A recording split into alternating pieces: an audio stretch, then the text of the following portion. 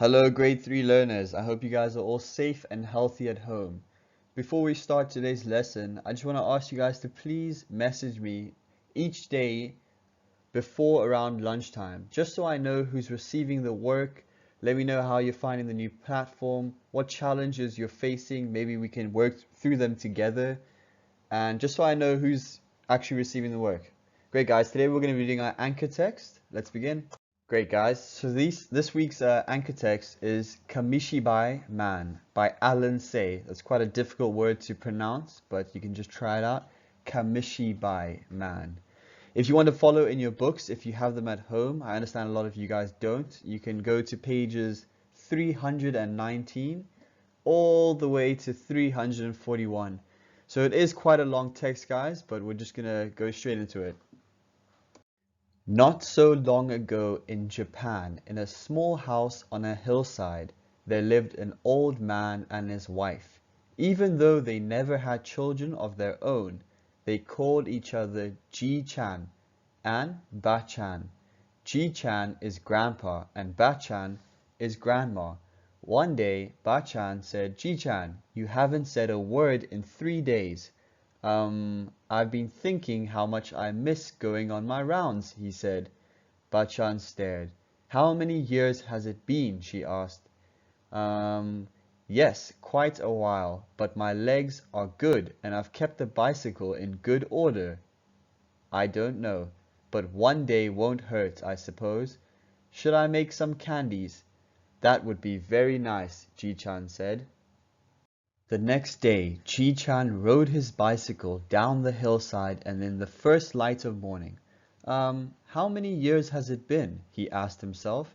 And do I remember such a fine morning, all so fresh and young? Well, good morning to you, rickety old bridge, still going strong after all these years. Um, hmm, He began to hum a tune that his mother used to sing when he was a small boy. When he came to the city, he stopped humming. This isn't right, he said. I must have taken a wrong turn. But there's that old house I used to go by every afternoon. A car horn blasted at him, then another. Why are there so many cars all of a sudden? Look at these tall buildings. You'd think I was in another country. A truck blasted its horn behind him. He pulled into a vacant lot and panted. Can't a man ride his bicycle in peace? Don't remember such rude drivers. Catching his breath, he looked across the street and gaped. Can this be? There's that old noodle shop. Used to be the only building here. That and a nice park all around. Now look at all these shops and restaurants. They chopped down all those beautiful trees from them. Who needs to buy so many things and eat so many different foods? Shaking his head, he slowly took the canvas off the box on his bicycle. He propped up the stage and checked the story cards inside, patting each painting. Then he opened the bottom drawer in the box. You little jewels, he said, and started to hum again. Thank you, Bachan. You make good candies, just like in the old days. From the top drawer, he took out 2 wooden blocks, and holding one in each hand, he hit them together. A sharp, loud clack rang out. Come gather around me, little ones. Your Kamishibai man is here again. Clack, clack. Come get your sweets and listen to my stories. Clack, clack, clack. Ah, yes, I can see you now, all your bright faces, clasping coins in your little hands. So happy to hear my clappers. So happy to see your Kamishibai man. Patience, everyone, you'll get your sweets. Each and every one of you, I have all your favorites. Red ones and green ones and the soft ones on sticks. And here comes that boy, the one who never has any money. I'll get to him later. So which story will it be today? The mighty peach boy, born from a giant peach? But wait, let's start at the beginning.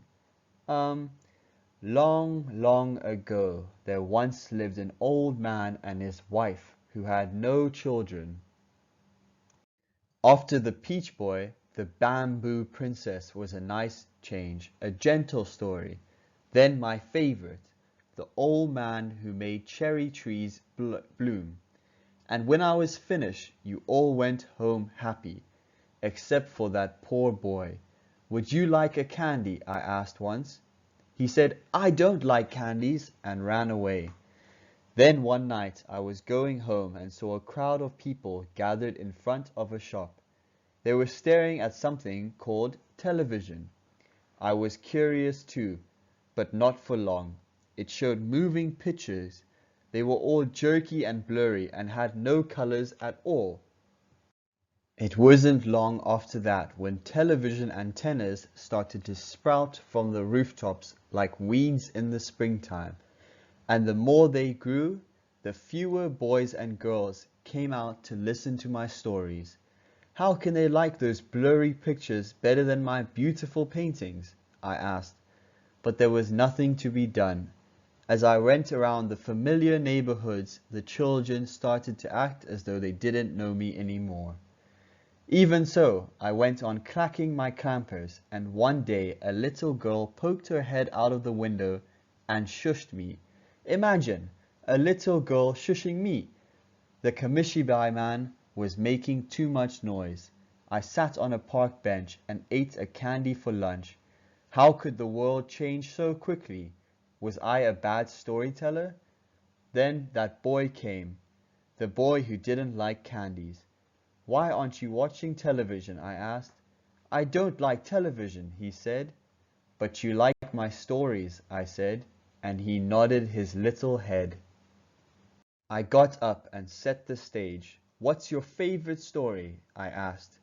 Little 1 inch, he answered.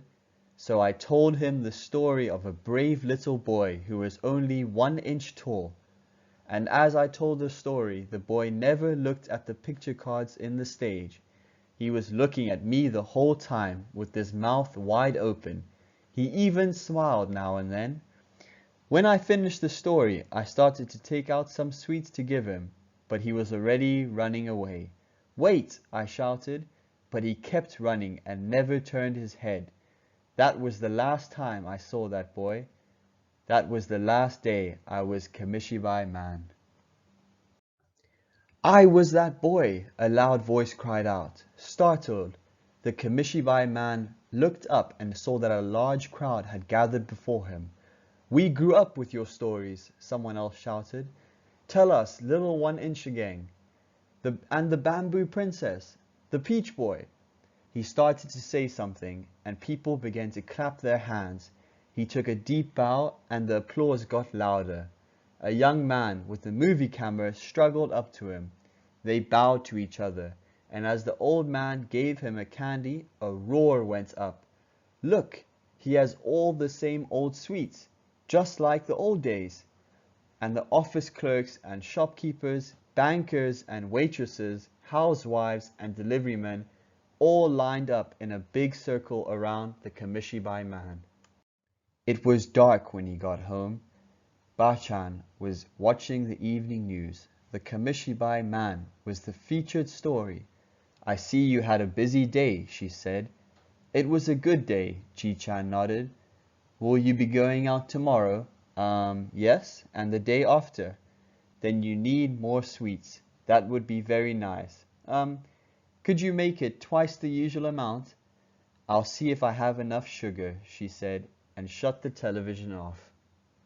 Great stuff, guys. I hope you guys all found that interesting. Let me know what you guys thought about the anchor text. Before we continue, I just want to say, guys, while you are all at home and maybe you guys are bored or don't have much to do, I want to urge you guys to please make use of the e-library, or if you guys have books lying around, grab a book, read it. It will really help you with increase your vocabulary. You know, it'll help with your pronunciation, your flow of speech, and it's also interesting. Books are interesting. Anyway, guys, I'm going to attach a worksheet with this, with the video. Please don't forget to read the story by yourself again, practicing it, speaking it out loud or in your head, whichever one's easier, and then submit the worksheet to me in the next day or two, and I'll give you guys feedback. Anyway, guys, have a great day. Goodbye.